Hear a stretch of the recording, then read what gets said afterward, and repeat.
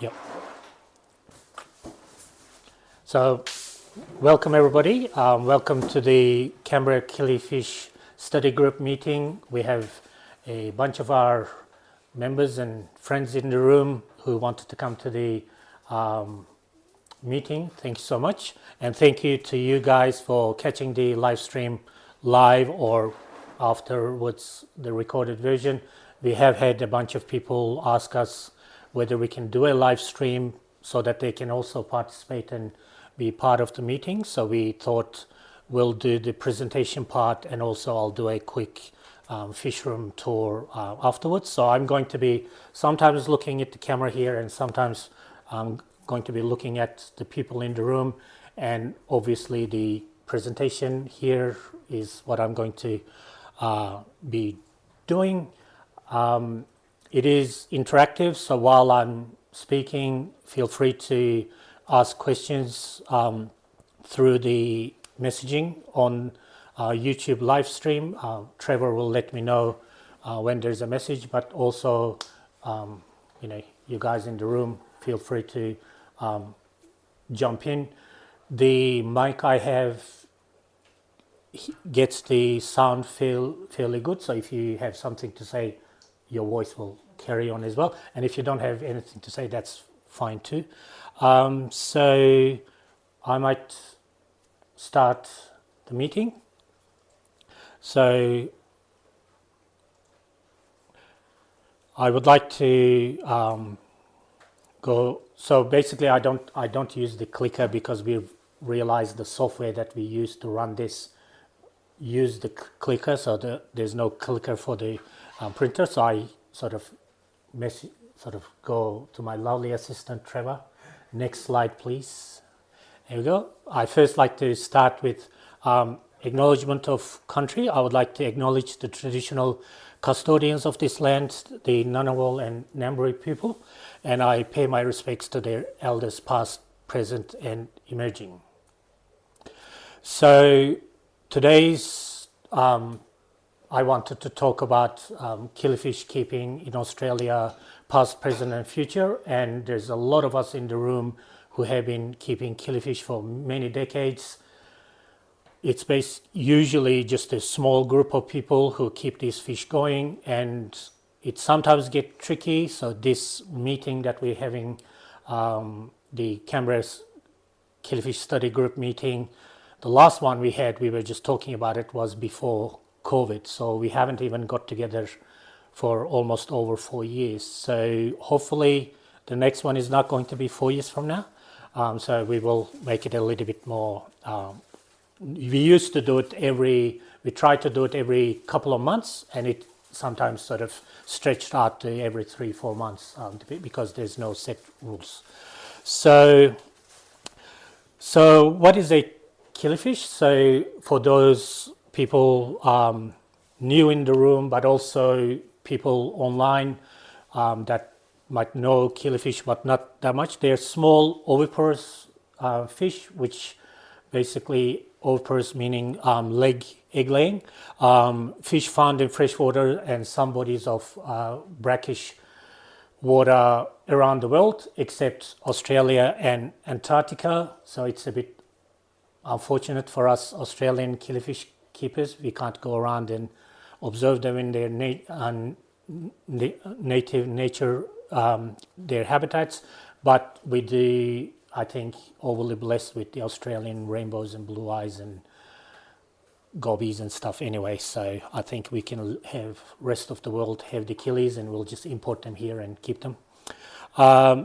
The live-bearing fish, guppies, swordtails and related groups are actually sort of distantly related to killies. So the killies come in two different broad categories. One which we call non-annual. These are fish that are found in permanent bodies of water. They're found in creeks and little puddles where the water generally do not dry out. So the reason why we call these non-annual, because of the next group, which is what we call annuals. These fish come from bodies of water that completely dry part of the year, and the fish actually often exist just as eggs in the substrate.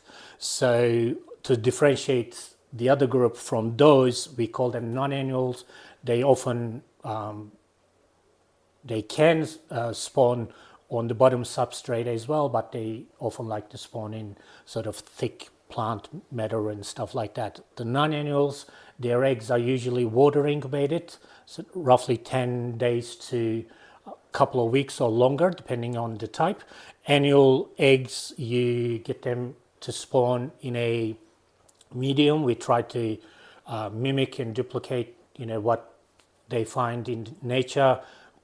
In the past, people found peat moss works very well for it. So peat moss is often used. Some people use coir moss. Even fine rounded sand has been used to breed annual killies as well. So once they spawn, you take that substrate out, you dry it out, you bag it up, and then you put it away for a minimum 3 months, usually, for generally speaking, and some species go for 6 to 9 months or even longer dry incubation before that substrate is wet, and then the fry appears. So why you should all be keeping killifish. So once again, thank you for joining us in the live stream and in the room as well. And another reminder to people in the room to eat more food. Anyway, so killifish are the ultimate nanofish.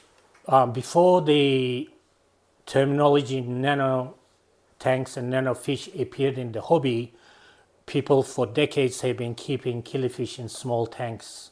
And because of the environments they come from, they're actually more suited to keeping them in small tanks than a lot of other fish. A lot of people regard small fish as nanofish, and they automatically assume they can keep them in small tanks.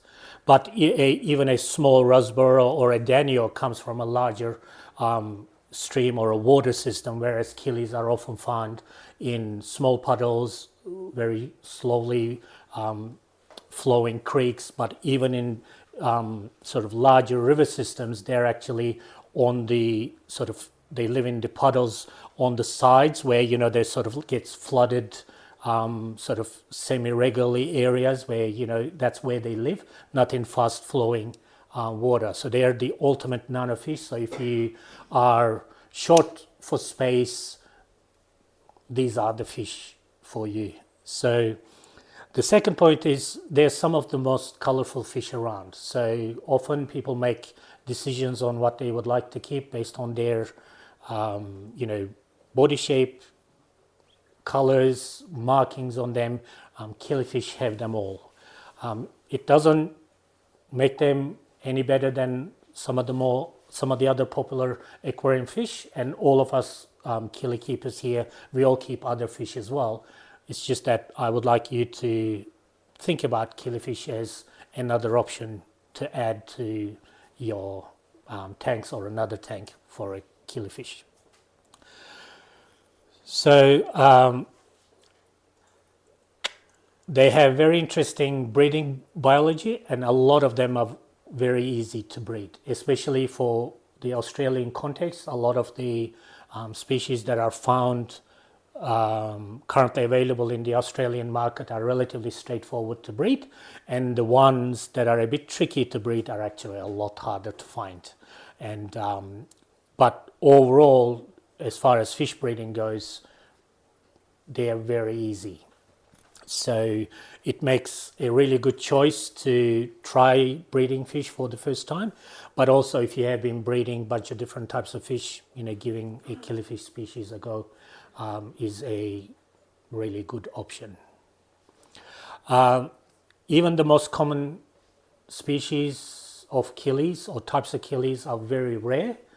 So often, people go, these are the rare killies and these are the common killies. Even the common killies compared to your average aquarium fish is very rare. So it is because sometimes people get attracted to rare fish. They like to talk about the rare fish they keep and stuff. So if you're in that sort of a category, killifish actually fit the bill as well.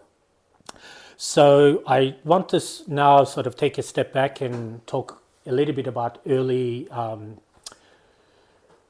killifish keeping in Australia. So killifish have been started to be kept in Australia probably as early as keeping any other fish. And then a lot of the early aquarium people formed aquarium societies. So the first logo there is the Canberra District Aquarium Society, which I'm a life member of. It was very nice of them to do that. I've been a member since mid-90s, and they used to issue this little journal, the Tank Talk, and often in those sort of magazines you would see articles about breeding and keeping killifish or experiences of club members that have kept and bred killies in their tanks. Same thing with the Eastern District Aquarium Society, and also the FinChat, which is a publication of the Aquarium Society of Victoria. Unfortunately, Eastern District Aquarium Society is now stopped existing. What's the no? Well, they just sort of shut up shop, and everyone joined Aquarium Society of Victoria, which a lot of the members were like members to both. Anyway, like for example, going back, Canberra and District Aquarium Society was formed in the 60s. The Aquarium Society of Victoria goes even further than that. I was looking at their website. They started in the sort of 1930s, so 1933, I think. So fish keeping goes back a long, long time. So with that, over time, there were also killifish-specific aquarium societies as well. So this is a logo designed by the Australian fish keeping legend Ron Bowman, and with also Vitae Tao also worked with Ron to come up with the National Australian Killifish Association logo. So this was a national association that was formed in 97, 98. And so that was the logo, and then eventually it sort of, the logo started to look like that, and this is a publication of that association. Unfortunately, the association only lasted around sort of 5 years because it takes a lot of time and effort for a very small group of people to get things going. And then there are lots of other national killifish associations around the world. Logos of just some of them are on your screen now, and some of these associations, like the Australian National Killifish Association, unfortunately ceased to exist, so they sort of stopped operating. But a lot of the people who used to keep killifish then still are, and then there are these really big killifish associations around the globe as well. So wherever you might be watching from, there's a killifish association near you. And these associations often had like journals. This is an American Killifish Association, an old one, a newer one sort of looks like that. So there's always information shared by the members, like in meetings like this. We have been talking about killies and fish in general ever since people started turning up around 12:30.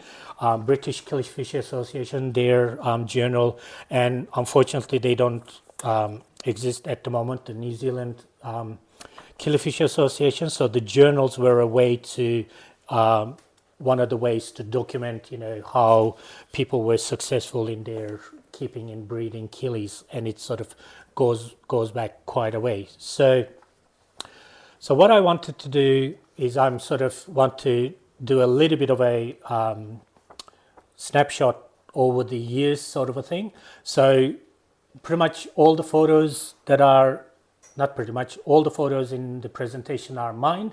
So as you will be able to tell, my fish photography got better over time. So if the image looks very dodgy, I was learning and the camera wasn't good. It wasn't the user. Yeah. Probably the tank wasn't clean. Yeah. So for example, this one is Sydney Killifish Group. It's one of the, not one of the, it's the longest running killifish group in Australia, continuously running. I was just asking when it started in 1960s. They've been running ever since. Three of the guys from Sydney Killifish Group who are also part of this group actually drove from Sydney to be here. So this was their publication, and this one is from 96, but in that there's an article which says this is a reprint from an article which first appeared in Australian Killifish News in 1972. So, so there is quite a lot of history there. So the next little one, this is a Canberra Sidas tank talk. There's an article about a red-chinned panchax by Andy Bottom, and Andy is actually in the room. And this one is from 1985. So do your maths. We are in 2024, so how long ago that was. But the reason why I picked that is Andy is in the room. That's why. No, the reason I picked is one of the first things that Andy wrote is, I first obtained these small fish from a shop in Sydney. I just wanted to highlight, even though the killifish keeping hobby in Australia is relatively small, we do have a network of people that we do talk to each other, and we let each other know, oh, there's this fish turned up in this location or whatever at this shop and things like that. So that's basically how we keep, one of the ways we keep the killifish hobby going. So the next one is Andrew Boyd, a member of CDAS. In 95, he wrote this article. Andrew now lives in Singapore. I believe he doesn't keep fish anymore. So Andrew, if you're watching this, we would encourage you to start keeping your tank and get some killies. And Andrew, if you're actually watching, some do fish get imported from Singapore to the wholesaler in Melbourne. So having a contact there would be actually good. Anyway, so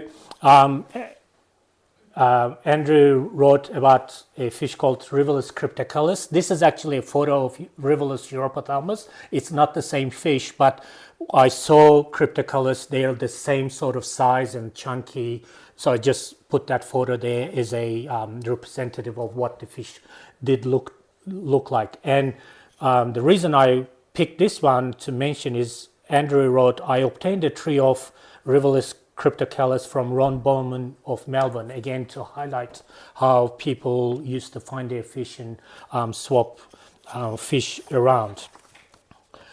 Next one is this young guy in 1998 wrote this article in the Tank Talk for the Canberra District Aquarium Society, and in that I talk about striatum, and then the last sentence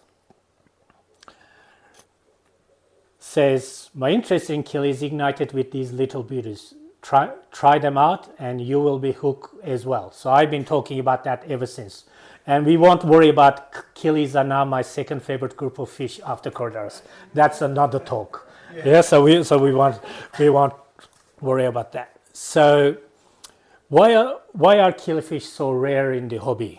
So the killifish generally do not produce hundreds of eggs. So if you think about fish groups like tetras, some cichlids, different rasboras and stuff, when you spawn them in one go, you do get 50, 100 or more eggs in one go. So because of that, what happens is a lot of fish farms where it's input to output is sort of measured very, very carefully to maximize their returns. Killifish is a lot of handling. So with the amount of time and effort they put in a killifish species to get X number of progeny to be able to market, in another fish, whether it's angelfish, some tetras or whatever, they'll be getting X times 100. So because of that, a lot of fish farms do not focus on killifish at all, and if they do, it's sort of like very seasonal. Like I mentioned, breeding requires a lot more handling. From a home breeder point of view, we like looking at our fish. We feed them, we observe them. Checking mops and checking the spawning substrate is not that big a issue for us. There's incorrect perception that they live short time and they're hard to feed and things like that. A lot of the killies live longer than some of your more common aquarium fish. So majority of my killies live longer than guppies. So if people measure how long your aquarium fish live by your guppies, etc., your average non-annual killifish actually easily live 2 to 3 years, and I had sort of ancient fish that were like 5-6 years old in my fish room as well. Annuals do live shorter because they naturally come from bodies of water, like they pretty much exist as a fish for like 7 months, and the body of water dries and they die. But even when you keep them in your tanks, as long as you don't keep the tank temperature too high, I have had annuals live easily 1.5 years or so. But around a year and so is very easy for even with annuals. So it's also sometimes the perception is the killies are for advanced hobbyists, and as I mentioned already, some of them are like very easy to breed and they're actually quite tough fish. So the reason I think, and a bunch of us think, the reason why killies get rare and we actually have been losing them in the Australian hobby is this sort of cyclical sort of, if you like, thing that happens over and over again. What happens is either a fish enters the Australian hobby or is thought to be rare in the hobby, and then what happens is one person or a few people start to breed them to make sure that we don't lose the fish, and then they distribute it to a few other people, and then everyone's breeding the fish because the fish is rare, and then all of a sudden we start to realize 2-3 years into it, everyone has it, so everyone stops breeding, and then before we realize it, we are down to the last male and last female, and everyone's desperately asking each other, anyone has any male this and female that, and then if we're lucky, we restart. It's rare in the body in the hobby. One person, 2 people breed them, they spread around, they're common again. But inevitably, it gets to that everyone stops breeding because everyone has them, and then you do that cycle once or many times, eventually you lose the fish. So this is, for example, a fish that came into the country a few years back. It's called Volcanum marlate, and then I'll go to the next one. This one was, excuse the photography, this one was Polyarchy bolifamba. And the next one is Scriptophysemian cubeti, Walkeri sporelli, or the orange Walkeri. This one was Gardneri nusuka, M80, Fundulopanchex M80, and this one is Fundulopanchex sheelii. This one is Trevor's favorite. So this, actually, really quick story. Trevor started keeping killies. He came to my house and got a pair or couple of them, and then ever since he's been hooked. So don't come to my place and ask for killies. You'll be hooked too. So anyways, so unfortunately, none of these fish are in Australia still. So we have lost all of those species. So which is very unfortunate, and none of those fish were particularly tricky to breed. So what happened is it got down to one or two people keeping them, and then, you know, people have lives, you know, people get married, divorced, have kids, you know, health issues, people move cities, people change jobs, so the time is not there. So it is not fair for us to rely on one person or whatever. But because of that cyclical nature, we lost all of those fish, and I only picked a few select ones just to, you know, highlight the ones we lost. There were many photos that I didn't use, but there were also many that I know of that we lost. I don't have any photos of. So now the bright side of things, so the photos from now on are the fish that are actually in Australia, and as you can see, my photography skills improved a little bit. So this one is Nigerianus, and this Nigerianus population, when you breed them, it also throws the gold morph, the mutation. So it's the fish at the top. So the normal coloring, and the Nigerianus, for those of you who are wondering, it's a Gardneri type fish, and actually in the past it used to be called Gardneri nigerianus, and then it got reclassified to sort of became a species on its own. It's called Nigerianus. So the next one is a Gardneri albino. So the albino version of the Gardneri have been in the hobby for quite a while. Bunch of times we almost lost them. I'm pretty sure once or twice we pretended we didn't lose them because another lot got imported in. But they're still around. So this one is Gardneri gold. So this fish has two phenotypes or body coloring or body marking types. The top one is one with the what we call clear fins, where there's no that marginal line on the unpaired fins, and the other one obviously has the yellow and the red. So when you breed these fish, some of the males look like the top fish and some of the males look like the bottom fish. I have had this fish going for quite a while. They're not a wild morph, obviously, so I don't really mind selectively breeding them. So I've been actually trying to selectively breed them to have a bit more red spots on them, only because there's not that many killies to work with in Australia, and I have the tank space, so I do that. So this one is Ephysemium bitinniatum Lagos. So, and also in the Australian market, often we get a Lagos red, which more or less they look similar. There's a little bit more red and less. This one is same species as the fish before, as the Lagos. This one is Agboa. It got imported into Australia from West Africa by aquarium industries, wholesalers in Melbourne, and they imported these wild caught fish. And these fish, as far as I know, traveled from Africa to Singapore and then Singapore to Australia. Different locality to Lagos.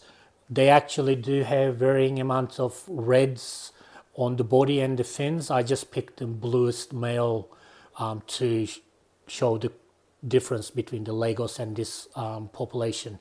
Just like Australian rainbows, when killies are collected, actually the collection location is very, very important, and you should not, and you're encouraged to not mix fish from different locations, even if they are the same species.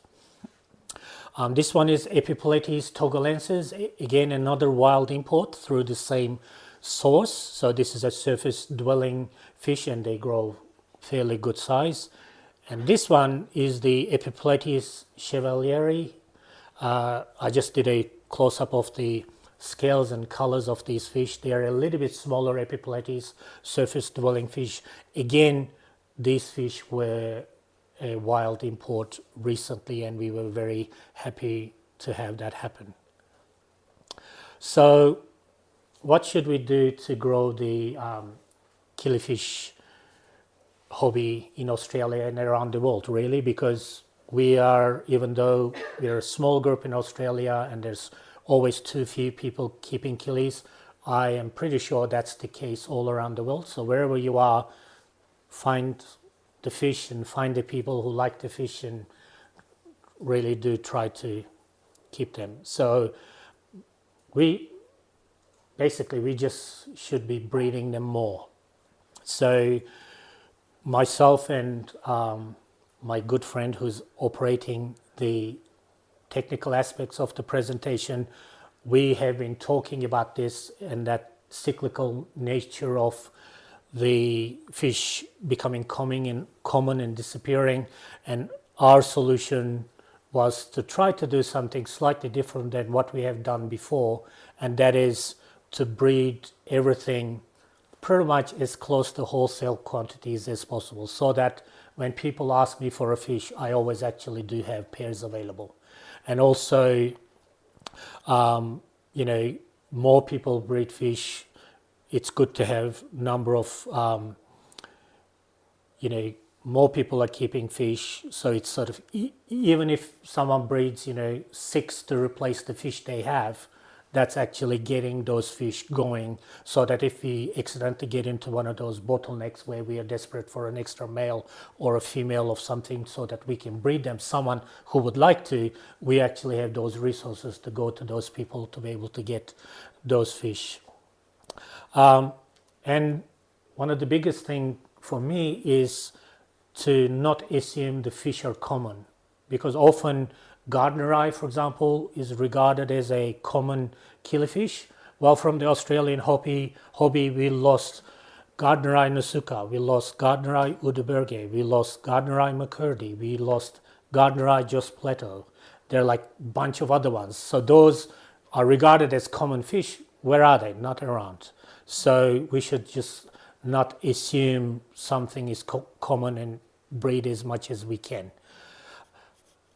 So, and networking and information exchange is, I think, very important. So that's kind of why we're doing this meeting. And unfortunately, we haven't had a chance to do it in the last 4 years due to various reasons. But, picking the phone up, sending someone a online message, going and visiting each other and stuff. I think it's really important to keep the hobby going and just to encourage each other. For myself, I am a people person, so when I talk regularly with people and we're just, how's this fish doing, whatever, as soon as I stop talking to them, I go into the fish room and check mobs.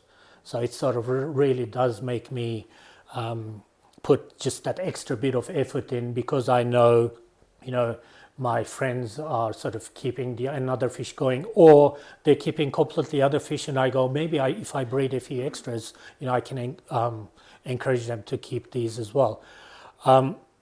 So also encouraging importers to bring in different species, because like I mentioned, we lost a bunch of species, but also, like I mentioned, quite a few interesting species have come in the last little while. The important thing is actually to keep everything we have going, so that we are not constantly, it's the same presentation 5 years from now, I'm not showing some of those photos that I showed that as the fish here, now they moved into the other category where the fish are not here.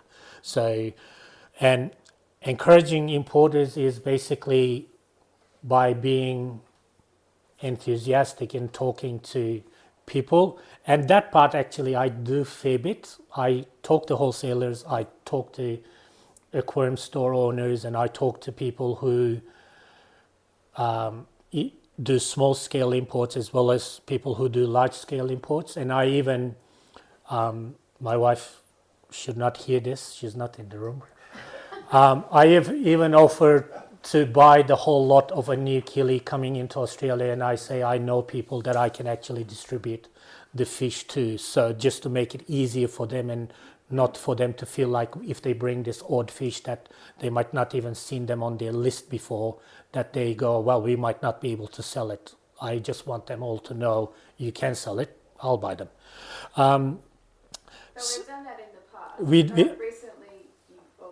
Yeah, we've done that in the past as well, and there are and a lot of, not a lot of, almost all the aquarium store owners, all the people who own wholesale aquarium businesses, whether it's for livestock or dry goods and stuff, the people that work in them, they're all fish people.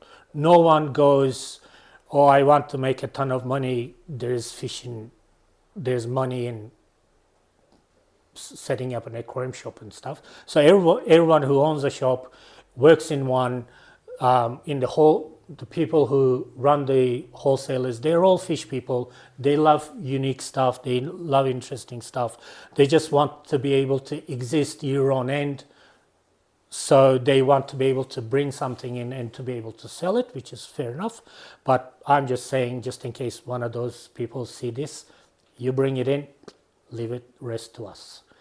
I'm just wondering, in your previous slide, if beginners would know that those are the killifish embryos almost ready to hatch. Yes, so they were like, so the eggs on above the photo above and below are actually eggs with the embryos just waiting to hatch. So that's, if you see them in Australia, and their eggs hatch in about sort of 10 to 14 days in water. But the top one is paper incubation. Yes. The bottom one is water incubation. Yes. So Sounds very good for beginners. Yes. Yeah.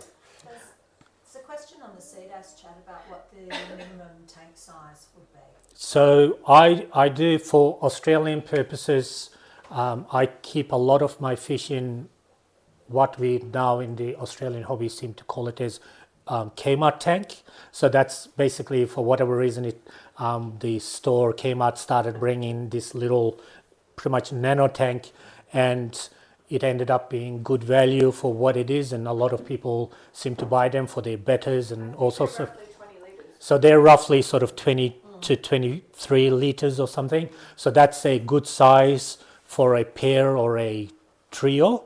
But when I do the tour of the fish room, I keep way more than that as well, but leave that to professionals. No, like a pair or trio is easily kept in a 20 to 25 litre tank. Trevor likes to keep his in 2-foot tanks, which are around 60 litres, and he often has 15 to 20 fish in that, or even more. Yeah, 30, 40 in there. So anyway, so because we haven't met for 4 years and there was general interest online, I just wanted to talk about, where we were at and where we are at now and stuff. And I just wanted to encourage everyone to keeping killies, encourage you to keep more, even if you're at a stage where you're unable to have another tank, you're not able to have a tank at all.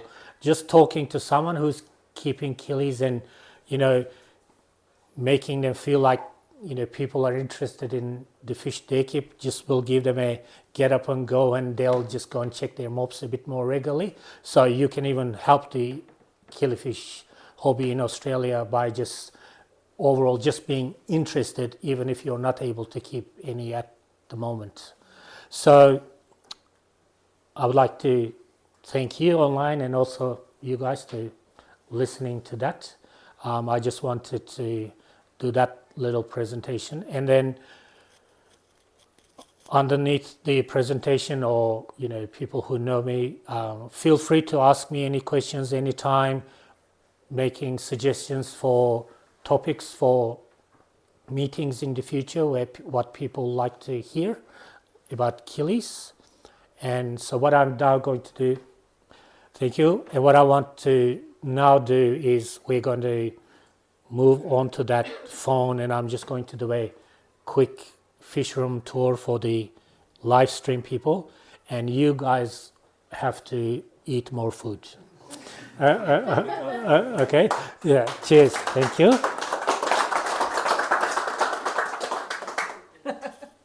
Excellent. So I'm just going to go with this one, and you guys sort of eat and talk as you like. And Trevor, you tell me when I'm on. I'm on. Okay. Okay, so here's the fish room. So for those who might not know my fish room, all my lights are actually on 2 circuits, and they're on this timer here where I set up the timer so the lights come on and off automatically. My fish room is relatively small by most people's standards, but it's pretty much jam-packed with tanks. So there's over 100 tanks, and my racks basically 4 high. I have tanks on the bottom, 1 level up, 1 higher, and the top level. My water changes are done via aged water.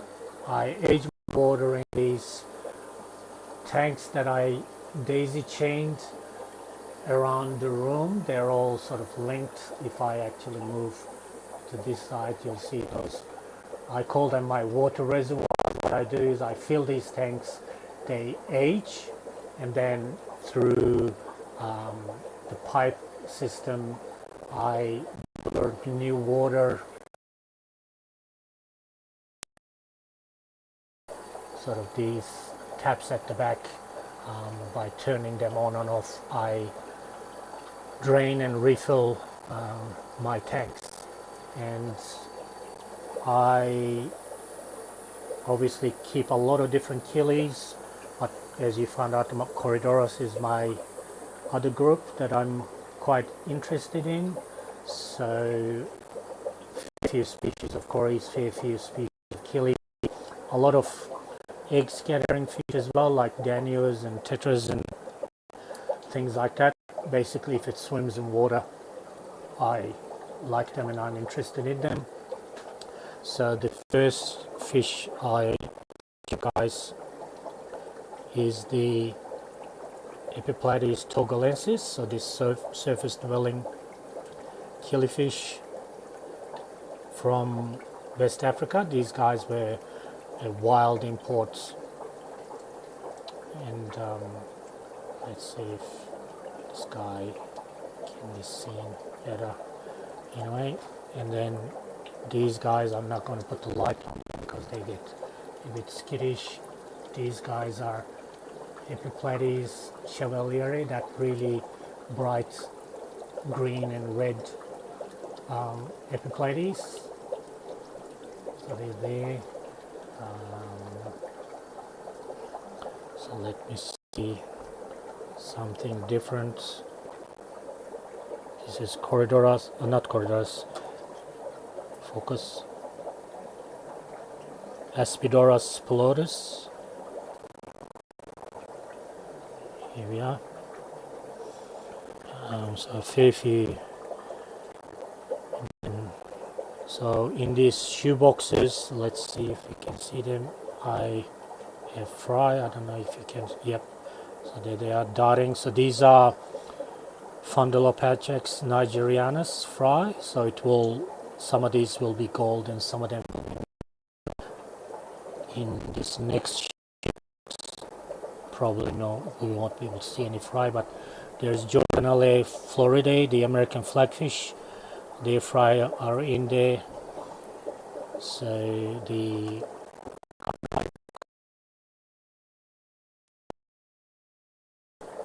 this is the morph with the yellow and red on the fins, and coming around. So I just remembered I'm supposed to turn not so fast so that you guys don't get dizzy. And so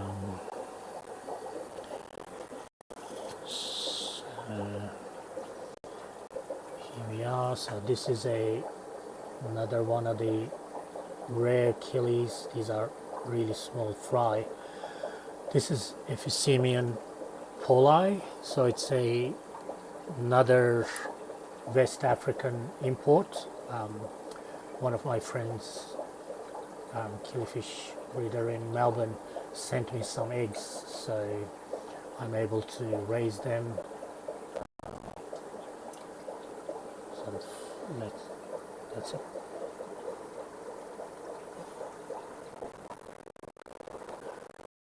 My gold laser.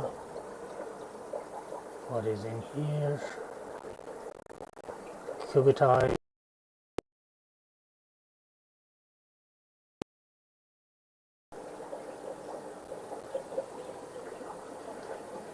I have used for breeding fish, etc. You know, little filters my friend India printed for me, 3D printed filters for my shoe boxes, you know, extra caves, anything that I can use as a grid to have fish spawn on, so I can save the eggs there. So here's some striatum, and so let me turn the light on. Here we are. So striatum.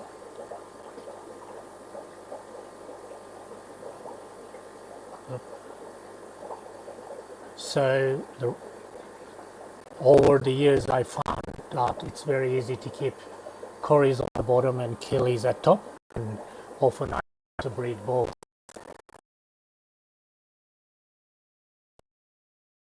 A lot of Ephysemian ciliae, so these guys obviously still juveniles, haven't colored up, and it's out of focus, and that's Corridorus fry there. I also at some stage I haven't bred many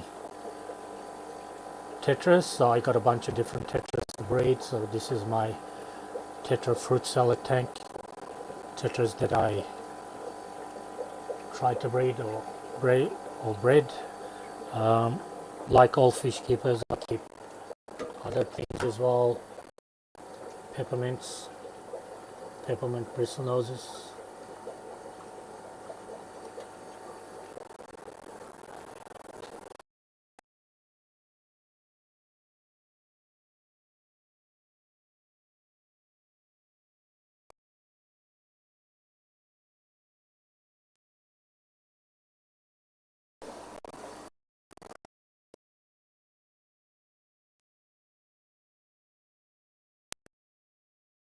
A newly described Corridorus.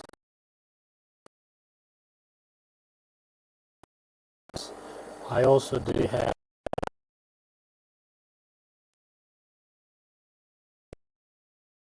this.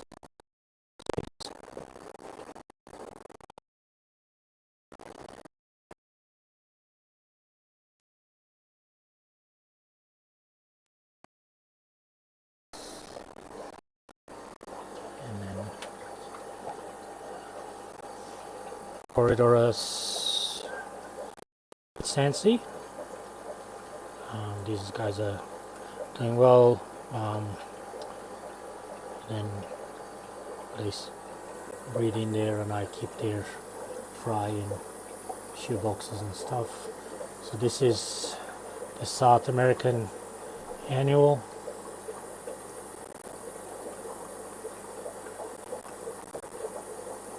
Europothalmus.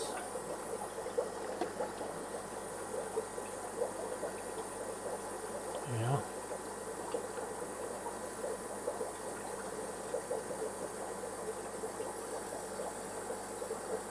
Some longfin Medacus.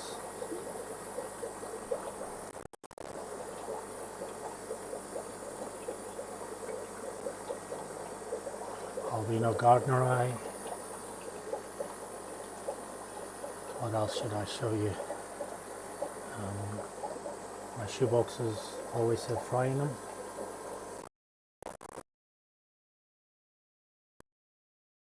Sometimes I mix my fry, so here there's Cory fry as well as some Daniel fry, I think.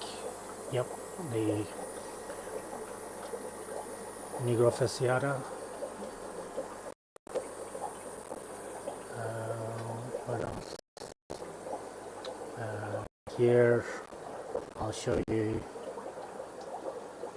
This guy just got brought over by a friend, by Tiniaram, Lagos. And then here some butters, blue eyes, shaking hand.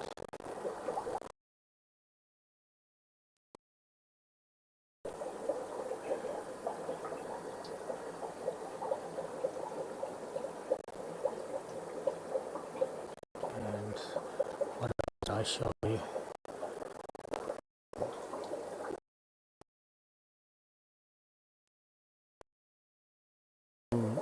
Draining my tanks, so they are basically hooked up. I have a central drain in my room. There's this hose which is connected to the racks on this side. Basically all I do is I put this along here, start turning taps on, and I have my on the drain, and I have another one on this side where I use that, put it in the my changes, and the water goes out and in from that outlet, which has a sponge stuck on it, so it doesn't really suck any debris and like fry and anything that I don't want to go into the sewer system, the water system. So it just goes through that sponge, and then periodically I clean those sponges, and then the tap is at the top there. So by turning that on, by turning other taps, I drain, and then I tap, turn that back on, and the tank refills. I was also going to show you the, oops, let's focus.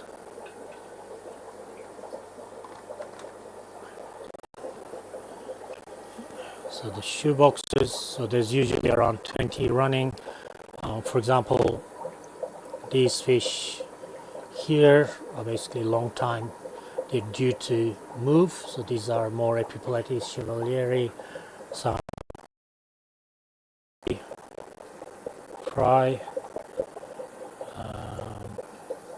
Yeah, obviously I also have some aquatic plants. That's Cryptocorin eusteriana. It's a relatively uncommon crypt in Australia. That's Cryptocorin pontedorifolia. And obviously I do grow a fair few. So these are like African wild,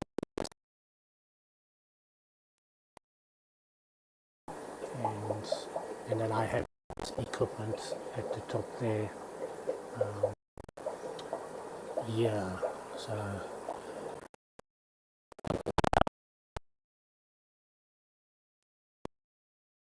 I fry.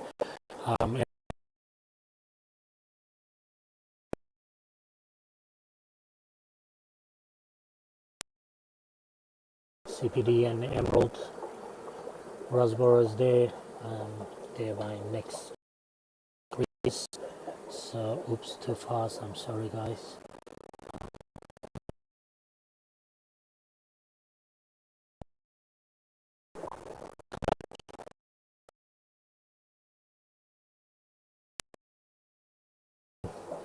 White clouds.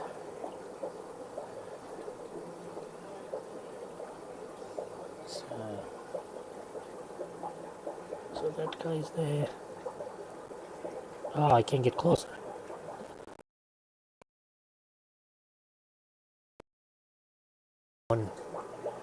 Go into this container with which has a hole at the top. He'll go in there, entice the female to go in. They'll spawn in that peat moss, and then once a week or sometimes once a fortnight, I change that peat, and then I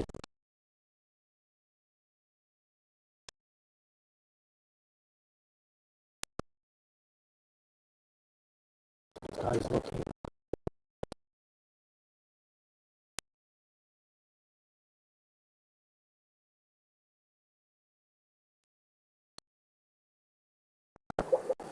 Which is supposed to be here. They won't probably come out, so need to go to the sides. Apologies too much. So this is the Bitiniatum agboa. So there's still some red on them, but it's a lot other colors present as well. Anyway, so that didn't work super well. So this is a rare cory that just swam away. Cories. Anyways, so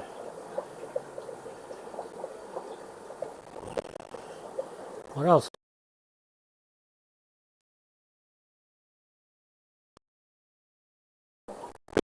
The Killifish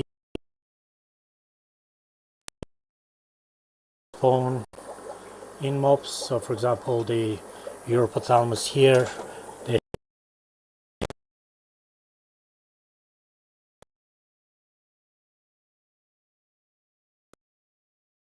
tank. Make sure that there's no fish in it, and then I'll squeeze water out of it and go through that mob, and then find eggs, and then water incubate them, and that's how you breed the non-annuals. The other thing, obviously, I do culture a lot of live food. So those are banana worms. They're going crawling up on the side of the container. Banana worms are said to be smaller version of microworms, so they just grow a little bit smaller. I culture vinegar eels the same way. So this is a newly started vinegar eels. So that's actually what's growing, going up, oops, at the top. That's actually not microworms or banana worms. That's actually vinegar eels. It just makes it a lot easier to harvest and feed your fry when they're dry like that. So that's almost 3 o'clock. So I think I'll keep this short like that.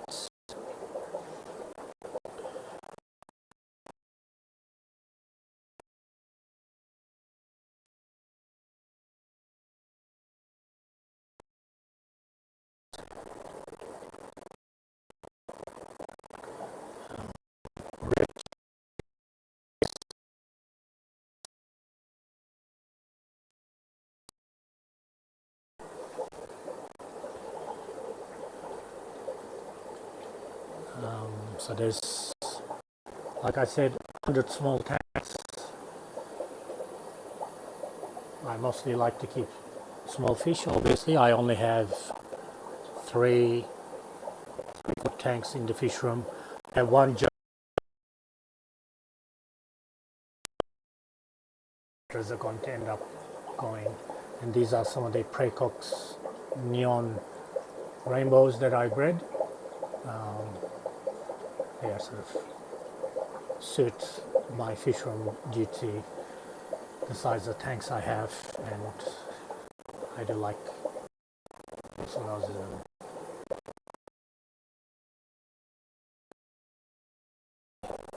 Room column heater, so that's thermostat all year, and I maintain the room temperature. My fish room at this level, this is the highest level 27, which would basically makes this level around 25, about 21 degrees. So it actually gives me a bit of flexibility in what I can keep it. up the levels or down the levels if I'm not being successful in breeding them, or I'm not getting the numbers that I would assume I should. So that's one thing I do, and because of that I don't really use a fan to distribute the sort of move the air around. I just let it like this so that I'm aware some of the closer to the heater are actually warm and some of them are further away, but it kind of works.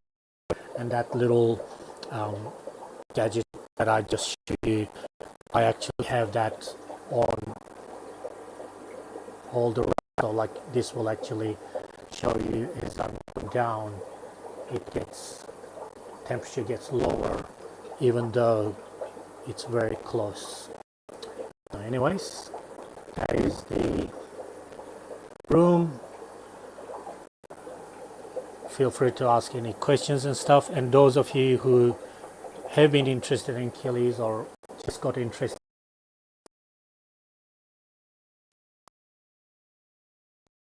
in Instagram, Killifish Fishroom. Ask me questions, I'm happy to answer them anytime. If you ask me a question and it looks like I've seen your message and haven't written back, it's not that I ignoring it. I get excited checking mobs and things, so if I don't reply straight away, sometimes it slips my mind. Please do send another message. I'll definitely get back to you.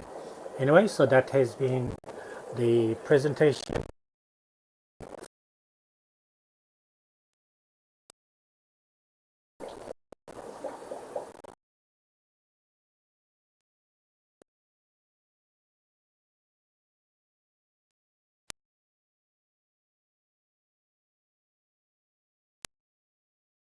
Fish. This is a